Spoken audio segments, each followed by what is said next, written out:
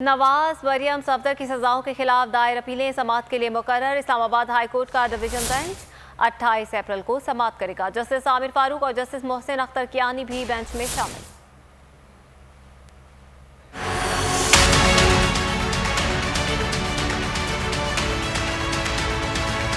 नवाज शरीफ, मरियम नवाज और captain retired Safdar की अपीलें, खुसूसी bench की अदम तश्कील, अपीलें समाअत के लिए मुकर्रर न होने की वजह करार। रजिस्ट्रार ऑफिस की पॉलिसी रिपोर्ट सामने आ गई। रिपोर्ट के मुताबिक फौजदारी अपीलें जल्द निपटाने के लिए जून 2020 में पॉलिसी मुरतब की गई।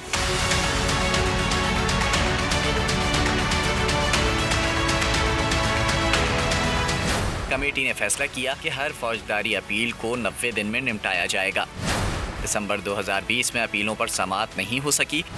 एहतसाब अदालत ने सजा के खिलाफ 27 अपीलें इस बेंच में ज़ेर इल्तिवा हैं। बेंच में सबसे ज्यादा पुरानी अपील 2014 की ज़ेर इल्तिवा है। तमाम ज़ेर इल्तिवा अपीलों की पेपर बुक्स तैयार हैं। कोरोना पॉलिसी के बावजूद बाज़ अपीलें समाअत के लिए मुकर्रर हुई।